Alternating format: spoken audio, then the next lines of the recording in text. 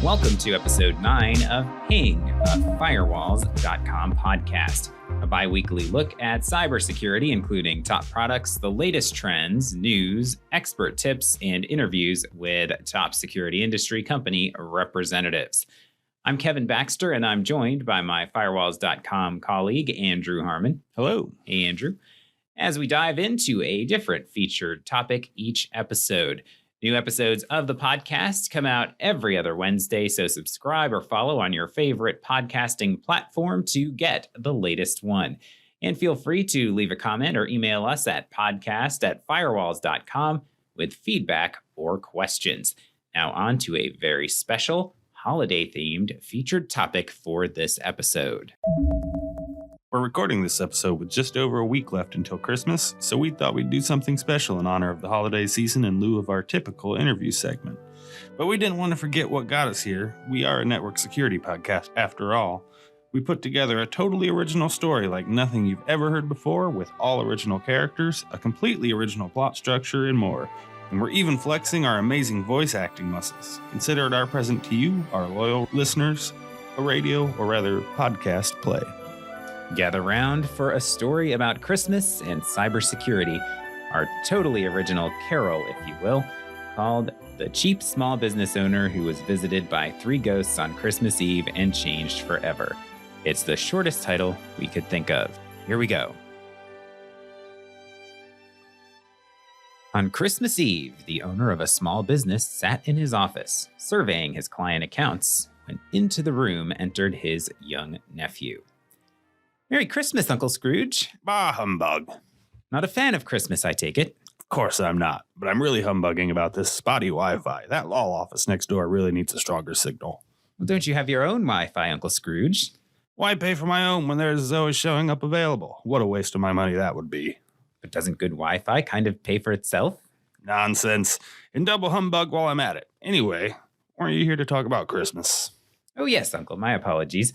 You're invited to our home for a decadent Christmas goose and pudding. Wait, sorry, no, don't know what came over me there. I mean prime rib and mashed potatoes. Thanks for the invite, kid, but you don't know how much a gallon of gas costs these days. And I'd bet you expect me to bring something, too. Sure. We'll save a seat just in case you change your mind. Merry Christmas and pleasant dreams tonight. Well, that's an odd thing to say. Why does he care about my dreams? That night, Scrooge opened the pull-out couch in his office and dozed off after feasting on a cup of ramen. While he was quite wealthy, he was known to count his pennies. A few snores in, he woke up with a start and heard a loud noise. Blinking the sleep out of his eyes, he noticed a visitor. Scrooge. Who are you, and what are you doing in my office/bedroom?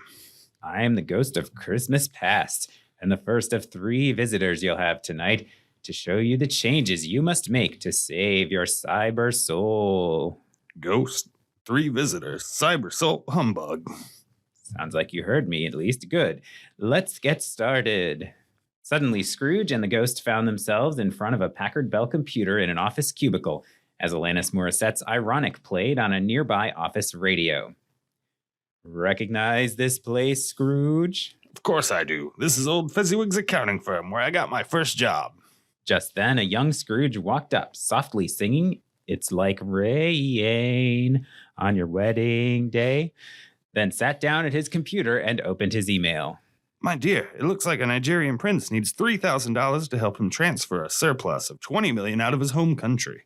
Plus, he'll give us $5 million as soon as the transfer is complete. No time to talk to Mr. Fezziwig about this, or someone else will jump on the deal first. Remember when you received this email, Scrooge? How could I forget?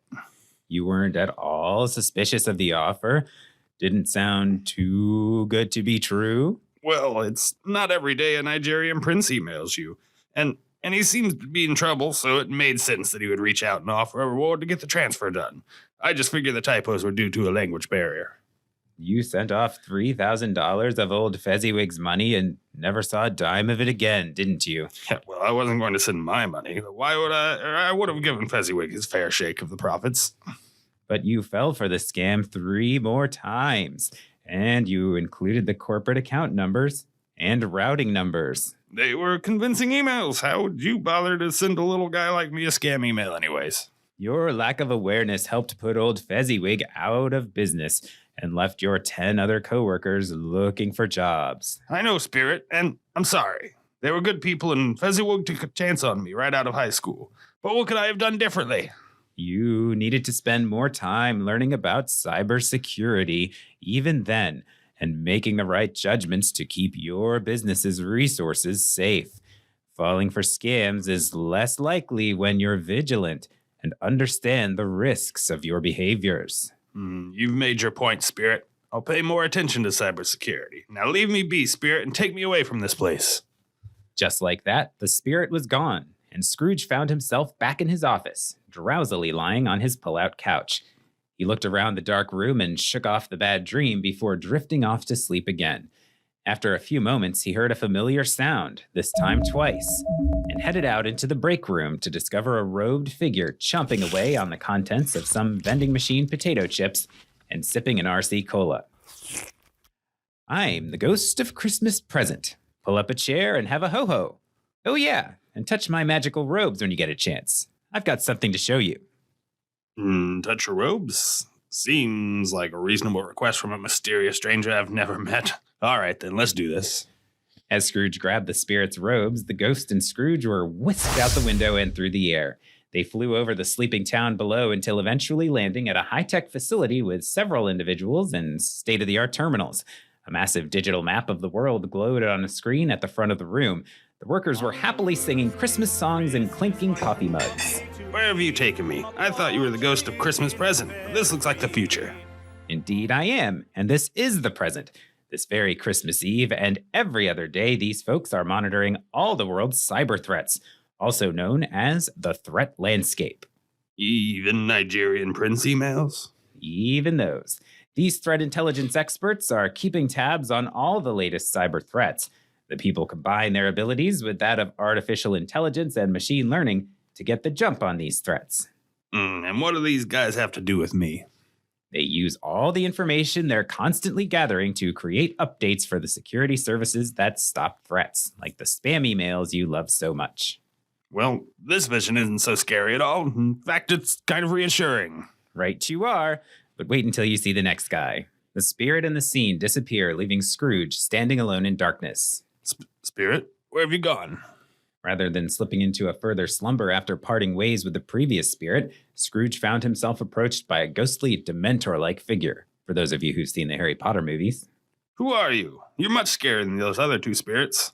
It was the ghost of Christmas future, and he was not a talkative fellow, not as talkative as the other spirits at least, instead gesturing as he and Scrooge were transported into a small, closet-like room, sort of like Harry's little room under the Dursley staircase, for those of you who've seen the Harry Potter movies. In the corner of the tiny room lay a young boy under a load of blankets, with his worried father sitting over him. That's Bob Cratchit, my trusty bookkeeper, and his boy, Tiny Tim. But I thought Tiny Tim was in the hospital. He was, but Bob Cratchit can no longer afford to keep him there. But why? I didn't lower his salary. No, you're not legally allowed to go below minimum wage, but you will soon tell Cratchit that he is responsible for restoring all your files when your office is hit with a ransomware attack next week. You'll threaten to fire him if anything is lost. Well, sure, it's part of his job to keep track of all of our clients' data. We're an accounting firm, after all. Well, Scrooge, you never bothered to use advanced threat protection and refused to create backups. So the only way Bob can get those files back is to pay the ransom. But you don't give Bob access to company funds, so in his panic, he's decided to pay the ransom himself, out of his pocket. You do realize those bitcoins aren't cheap, right? Speaking of Bitcoin, how well's it doing in the future? But wait, couldn't Cratchit just find some other way to get the files back? Besides, the ransom would be insignificant since we're such a small business, right? And he could always come to me to ask for the money. And what would you do if he had? Fire him, wait, that was a trick question. Exactly. The whole issue would have never come up if you'd simply sprung for the right network security setup. Your basic firewall was a nice gesture, but you were too miserly to deploy security services that incorporated the very threat intelligence that you just witnessed with the Ghost of Christmas Present. The kind of threat intelligence that could have prevented a ransomware outbreak in the first place. Or perhaps, if you hadn't cut corners, your small business would have reliable backups to fall back on in the event of a breach. But I didn't think we were big enough to be targeted. It's just me and Cratchit after all. Then you should have done your research. Nearly 3/4 of ransomware attacks target small businesses, so it shouldn't be a surprise. And hackers will go after targets that appear easier to breach, like those without layered security measures. As a result, Tiny Tim is suffering at home with no specialist to care for him. He passes away later this very night. No, not the poor boy. He did nothing wrong. Give me another chance, Spirit. I need to save the boy. But instead of getting an answer, the spirit and the tiny room vanish, leaving Scrooge to fall into a dark abyss, falling and falling before he wakes with a jolt and finds himself back on the pull-out couch with the morning light streaming in through the windows. I'm awake. I'm back in my office/bedroom. Scrooge runs to the window and spots a boy walking on the sidewalk outside. The church bells were pinging. You there? What day is this? Check your phone, dude. Yes. Scrooge swipes his phone's lock screen to check the date. Why, it's Christmas Day. It's not too late to fix things. Scrooge headed to his computer and visited a trusted network security reseller, typing in www.firewalls.com in his browser. He looked up the best security service subscription that worked with his firewall. He added it to his cart, checked out, and after having it expertly configured, got his firm fully protected from ransomware, Nigerian prince emails, network breaches, and all the rest of those naughty cyber threats. He also decided to help the Cratchits have a long, healthy future for Tiny Tim. That very morning, Scrooge wrote up all the documents needed to make Bob Cratchit a full partner in his business, with a big raise included. Scrooge even gave Cratchit a company credit card. Once his new priorities were handled, Scrooge called up his nephew and asked if they still had a seat for him at Christmas dinner. They did, and so Scrooge headed over to enjoy the feast with his family, trusting that his small business would soon get secure and stay secure. Oh, and at some point, Tiny Tim said, "God bless us, everyone." Fin.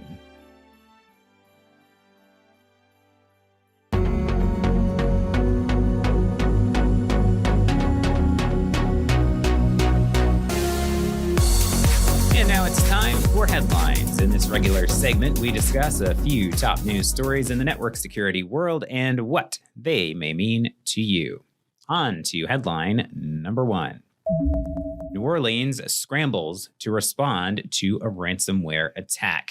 It feels like we have 1 or 2 ransomware attack stories a week lately, but this one is perhaps among the largest scale we've seen in recent times. At least, the city of New Orleans was apparently the victim of a ransomware attack, as Mayor LaToya Cantrell tweeted that the city was actively involved in recovery efforts. What'd you see in this story, Andrew? Yes, they eventually did say they were actively involved, but starting out, they wanted to deny it a bit at first, claiming that there was no official network breach until later in the weekend when the mayor tweeted, as you said, saying that they were involved in active recovery methods, thought to be a Ryuk type of ransomware. I'm glad you pronounced that. I did not look up the pronunciation, so now I know how to say it.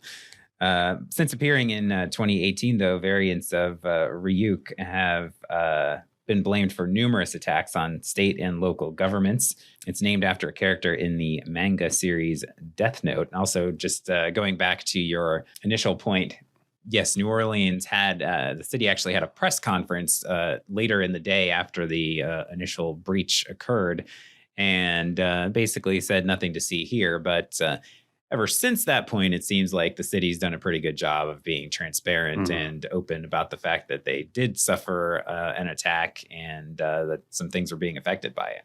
Yeah, and the state of Louisiana itself has been hit by ransomware multiple times in 2019, one case prompting the governor to declare a state of emergency. So this is nothing really new, and New Orleans is working with the state in this case. Louisiana has established a state-level cybersecurity commission to help local governments sort of prevent and respond to these types of attacks. Which is a good response when you seem to be targeted, as the state has. So this particular situation, as IT staff became aware of the attack in New Orleans, City workers were actually ordered to unplug their machines to prevent further spread. They also powered down all of the city's servers, took down all NOLA.gov websites, and told employees not only to power down their computers, unplug their devices, and disconnect them from Wi-Fi. Fortunately, emergency communications like 911 were not affected. Yes, during the incident, police departments were unable to run background checks. Municipal courts and traffic courts were both closed the following Monday. Quite a few different services were interrupted, but luckily, as you said, emergency services were not impacted. Yeah, they did say non-emergency medical response could have been impacted. Also, healthcare workers were going to have some limited access to online files that they might have needed. Job seekers couldn't look up jobs via computerized searches, and just general connectivity was impacted as well. But I wanted to get back to the municipal and traffic courts too, because that sounds like kind of a minor thing that the courts are closed for a day, but if somebody's being held, quite a lot of backup, and someone may be held in jail over the weekend for something that occurred on Friday. Sorry, Saturday, you get out Sunday. Tuesday because of a virus. You don't get your first court date for another day at least. And it's a little piece of this puzzle, but it's another thing that affects people. And the city did not disclose whether or not it would need to pay a ransom. The information that was out there suggested that they hadn't actually received a ransom demand initially, which was interesting because it did definitely appear to be that Ryuk ransomware, which, just going back to some other places where that's shown up, it's just recently froze health record access at 110 nursing homes and was recently used in a ransomware attack that affected hundreds of veterinary hospitals as well. So it's kind of a powerful common one. Yeah. So in June of this year alone, Ryuk ransomware crew raked in about $1.1 million just from Florida municipalities. So that's a very specific sample set, and you have to imagine how much more they're getting on a global scale there.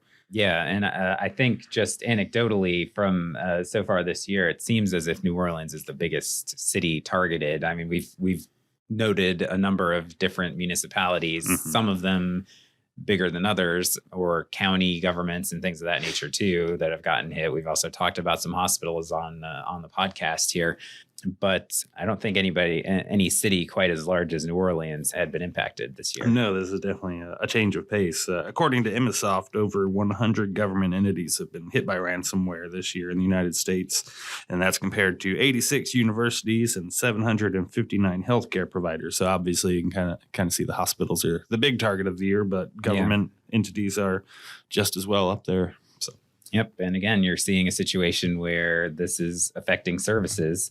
Really kind of crazy to imagine the scene when they initially found out that there was a ransomware attack that had been occurring in New Orleans. If people are scrambling around saying, unplug your computer, turn it off, turn off the Wi-Fi, all that kind of stuff. It's shut down everything. Yeah. And it makes sense because, you take everything off the network before it might find a way to spread everywhere, that at least the local backups that are on those individual units and systems and everything will be saved, but not so.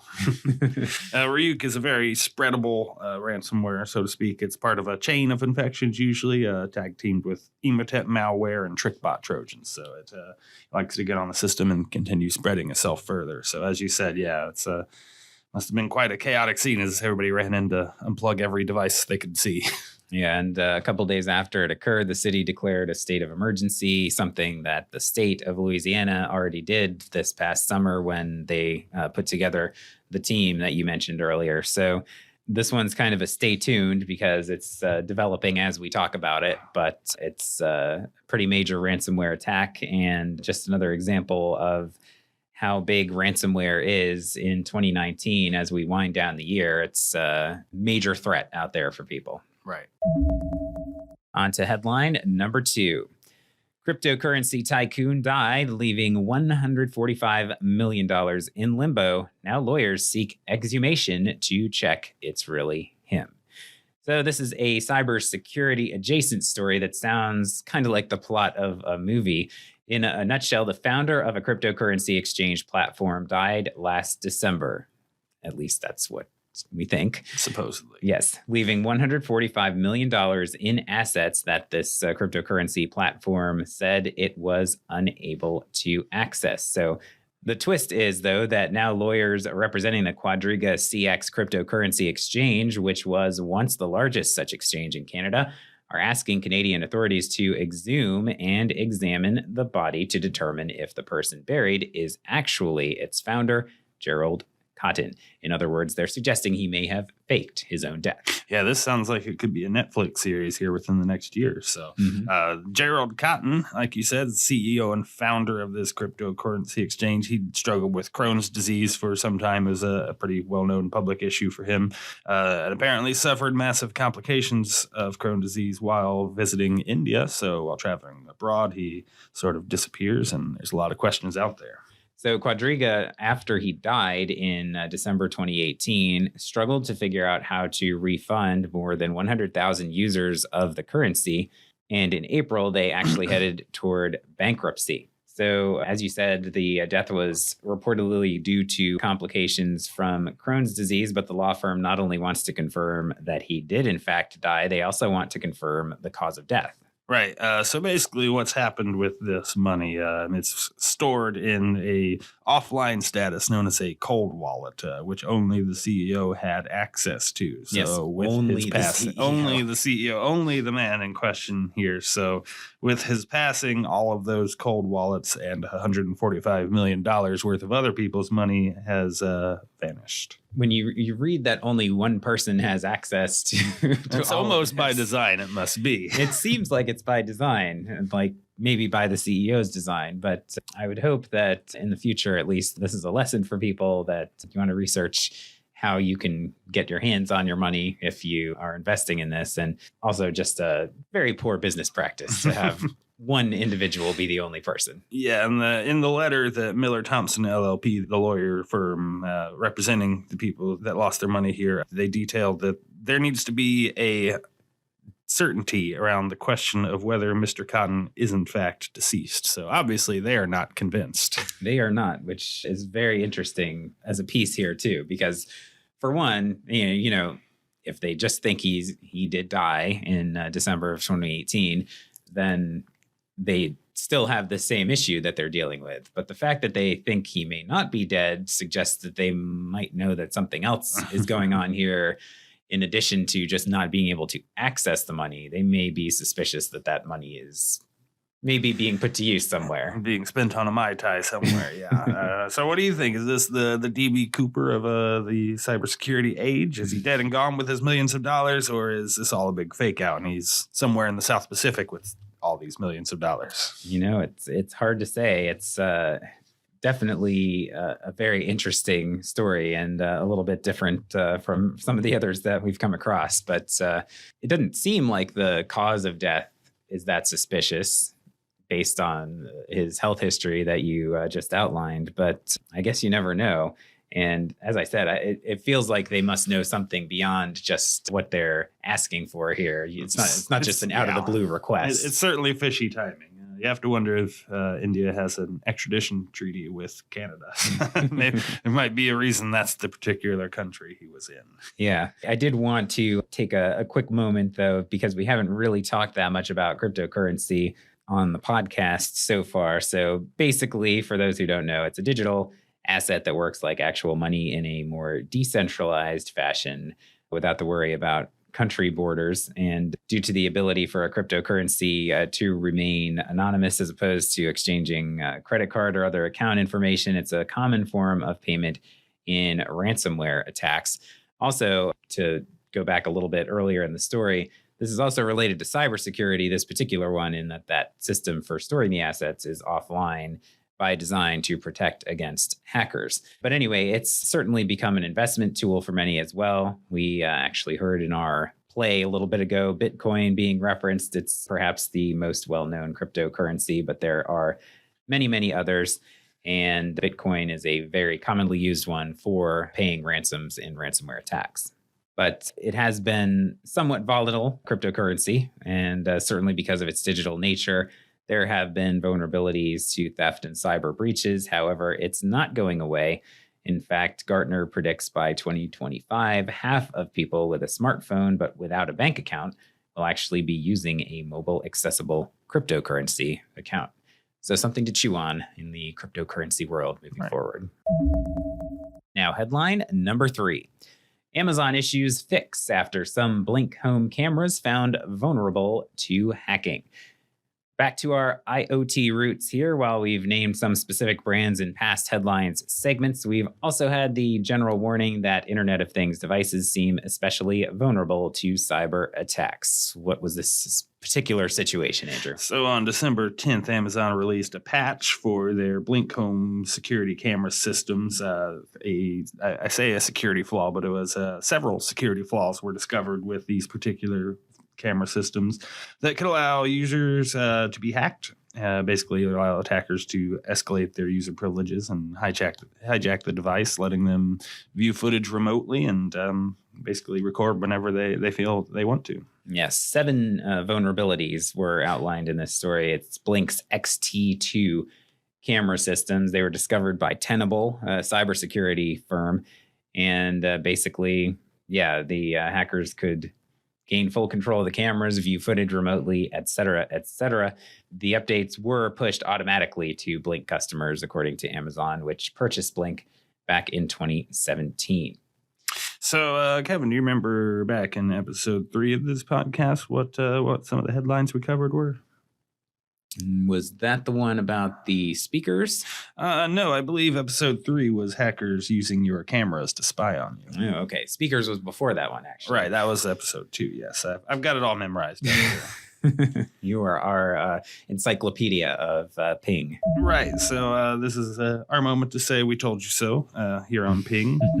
We sort of covered this story in episode 3, as I said, where we talked about how several different manufacturers of cameras were kind of skimping out on these security features and the potential attacks, which have unfolded to where we are now. Mm-hmm. Again, got to keep those secure. A number of cybersecurity predictions for 2020 actually referenced IoT devices, with some hopeful that the security of them is improving, but others still expect attacks targeting IoT devices to only become more prevalent for espionage, extortion, etc. And so, as we've said time and time again, these devices, especially initially, were built for the convenience that they offer, and the manufacturers not thinking too hard about the security side of it initially. Right, and this is another one of those buyer beware type situations where it's really on the users to protect themselves, because in the IoT world, they can't expect to be protected by the manufacturers. Yeah, we've talked before. There are measures that you can take, even if the device itself doesn't come built in with a lot of security measures. There are things that you can do to secure your IoT devices pretty well. And as more reports of issues come out, companies are doing a little bit better job incorporating better security measures. As evidenced here, Amazon is actually, pushing out patches to vulnerabilities. So that's a good thing. But there are a lot of devices already out there without them, and still plenty of manufacturers ignoring the issue altogether. Right, and I think this probably won't change too quickly unless people start sort of voting with their wallet and doing research on their own before buying a product to make sure security is one of the priorities for that company. So keep pushing for more secure IoT. Yeah, you've got to think that the big brands like Amazon and others are pushing in the right direction security-wise, but there are a lot of smaller brands that are just trying to undercut and sell IoT devices as cheap as possible, and they're probably not as concerned about securing them. Right, and if nothing else, this story is proof that we're not just some paranoid nut jobs over here at Ping. Hackers are coming for your cameras, your thermostats. They're coming for your refrigerators and your smart toilets, so watch your butts. On to our Engineers Minute. At Firewalls.com, we're fortunate to have a team of certified network engineers who offers a variety of services for top security brands, like firewall configurations, endpoint deployment, and expert support, to name a few. In our Engineers Minute, one of our experts takes a moment each episode to provide a tip or answer a question, and that's where you come in. Leave a question in the comments or email us at podcast@firewalls.com, and you may just get your question answered in a future episode. To continue our holiday theme, on this edition, our engineer Nick, not to be confused with Saint Nick, checks in with a list that he's making and checking twice. This is Nick with Firewalls.com, and today I'm going to be bringing you a naughty versus nice list on this Engineer's Minute. I'd put setting up your firewall and completely forgetting about it in the naughty list. The nice thing to do would be to properly maintain and update your firewall as business needs and threat landscapes change using a firewall health check. Another on the naughty list would be allowing network outages to occur through faulty hardware. It is nice to set your firewall up with a backup, high availability unit. Not having a proper backup or rollback solution with the firewall software will definitely get you put on the naughty list. To make the nice list, you're going to want to make sure you have ample backups and rollback options in case of disaster. And finally, users can definitely be naughty when taking up valuable bandwidth with social media.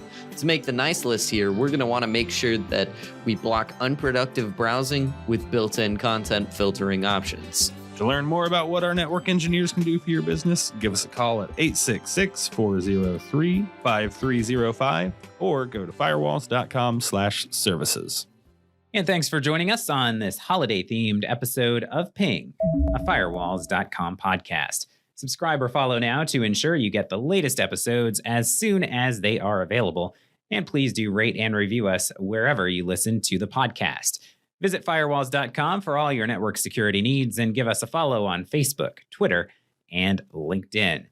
For Andrew Harmon, I'm Kevin Baxter. We'll be back in early 2020 with another episode. But in the meantime, happy holidays, and remember to Get secure, stay secure.